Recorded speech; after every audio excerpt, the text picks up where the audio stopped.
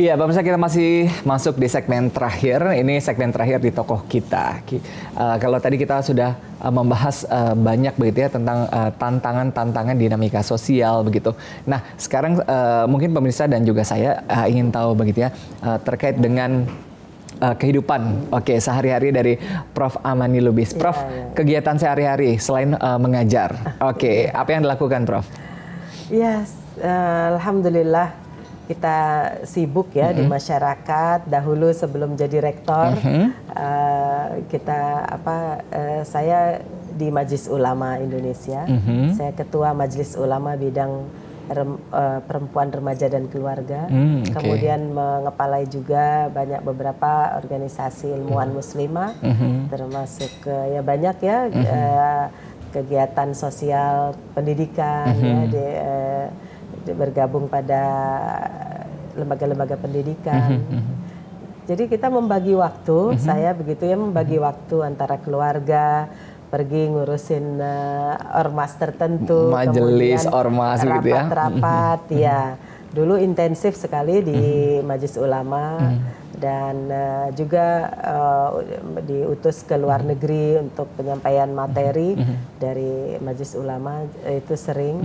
Dan alhamdulillah kalau di luar negeri kemarin ya masih selalu dijadikan muslimah, representasi muslimah di taraf internasional. Luar biasa. Baik itu berbicara tentang persaudaraan dunia, tentang toleransi antar umat beragama, ya, interfaith dialogue, itu semuanya alhamdulillah saya jalani. Apakah itu di Washington DC, di Jepang. Pengalamannya luar biasa ya. Oke, bisa berbagi pengalaman. Prof, tapi kalau tadi begitu ya, ini setiap hari keliling kampus pemirsa ya, kebayang ya. Kemudian juga menjadi representatif Indonesia ya, public speaker Indonesia sendiri di internasional sendiri.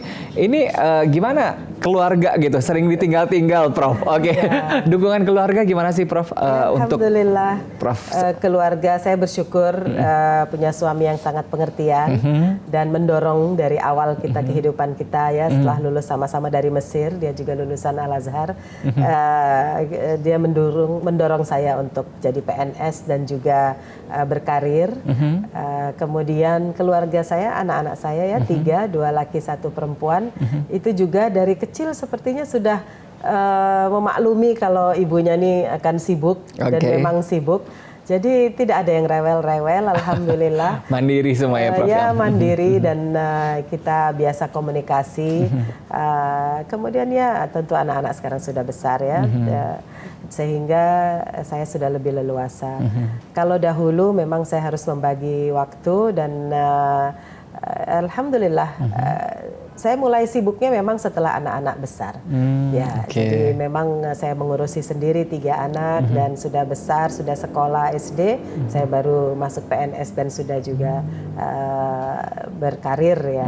Ya, alhamdulillah. Adapun kepergian saya ke luar negeri, dahulu memang agak sering, itu mereka memaklumi tentu ya. Jadi ya hiburannya adalah ya kirim foto, saya suka fotografi juga. Kalau saya lihat di ruangannya nih pemirsa, ini juga ada peta Indonesia. Wah, luar biasa. Ini begitu cintanya sama Indonesia sendiri begitu ya. Selain tadi punya keinginan besar untuk melihat dunia begitu ya, tapi sangat bangga begitu ya dengan apa yang ada di Indonesia sendiri. Merupakan keajaiban, anugerah dari Allah. Kawasan Indonesia, Kepulauan Zamrud di Khatulistiwa, tidak ada duanya di dunia ini. Oleh karena ini kita syukuri. Betul. Yang paling sering dikunjungi di Indonesia, kemana, Prof? Selain Jakarta ya, tentunya kantornya ini. Yang paling sering dikunjungi, Prof? Sudah semua ya. Ya, terakhir kali ya sering tentu Kalimantan, Sulawesi. Terakhir saya ke Jayapura dan itu saya presentasi di sana beserta warga dan juga ketemu penduduk asli. Saya senang sekali di sana. Kalau ke Papua sudah ya 3-4 kali begitu. Dan tentu senang. Kemudian kalau sekarang jadi rektor, alhamdulillah prestasi fakultas-fakultas, dosen dan dekannya baik-baik, bagus gitu ya. Jadi saya menerima penghargaan di Aceh untuk Fakultas Kedokteran dan Ilmu Kesehatan, menerima penghargaan dosen terbaik atau peneliti terbaik di mana begitu ya, misalnya ke Bandung, kemana. Dan sekarang banyak tugas untuk hal-hal seperti itu ya. Alhamdulillah. Oke, luar biasa. Bersyukur. Tapi Prof, pengalaman-pengalaman ini begitu ya, selain tadi kalau kita bicara mengenai akademisi sendiri, pengalaman-pengalaman dalam masyarakat sosial sendiri, pengalaman traveling, waduh, oke, sering juga nggak misalnya di-share atau dibagi begitu ya, entah di dalam kelas atau di majelis taklim, Prof? Iya, iya betul. Jadi saya memang tukang dongeng. Oh, oke, luar biasa. Saya menyampaikan materi, ya tentu dengan bumbu-bumbu dari pengalaman saya tentunya. Kalau peta itu pasti saya gambar di papan tulis, ya di whiteboard itu saya gambar sendiri dengan spidol, sehingga mereka juga bisa menyaksikan bagaimana perkembangan Islam berkembang meluas sampai ke seluruh dunia itu. Ini awalnya seperti itu. Tapi saya dorong juga mereka tahu kawasan seluruh dunia. Bahkan saya dorong mahasiswa harus punya paspor mulai dari sekarang, karena memang saya saksikan sendiri mahasiswa itu sekarang kreatif. Betul. Banyak kesempatan untuk apakah KKN ke luar negeri, diutus pergi menulis karya ilmiah, menulis atau seni ya, karya seni, paduan suara dan lain-lain, semuanya ke luar negeri. Jadi mahasiswa harus punya paspor supaya cepat kalau ada undangan seperti itu. Kelompok-kelompok debat bahasa Arab, bahasa Inggris biasa ke luar negeri juga, sehingga kemarin itu ada juga kejadian kita utus seseorang ternyata belum siap paspornya, akhirnya tidak berangkat. Nah untuk itu mahasiswa sekarang zamannya memang demikian. Kita social mobility dan juga student mobility itu sudah sangat tidak terbatas. Betul. Ya, sudah borderless. Maka kita harus juga mengikuti perkembangan itu, beradaptasi dengan yang ada. Ya alhamdulillah, mudah-mudahan banyak manfaat ya dari peluang-peluang yang ada diberikan kepada baik mahasiswa maupun dosen. Prof, biasanya setiap guru itu punya karakteristik begitu. Kalau Prof tadi katakan saya banyak mendongeng begitu. Itu luar biasa. Kalau Prof biasanya siswa-siswa, mahasiswa gitu khususnya sendiri, apa sih yang paling dikenal begitu dari sosok Prof Amani Lubis? Saya tanya mahasiswa. Ada cerita nggak misalnya? Oh Prof, saya ini mungkin nanti kita tanya-tanya. Tadi sempat tanya, tapi karena mereka lagi proses di kelas belajar. Biasanya apa yang mengena ya, dikenang begitu ya dari Prof Amani?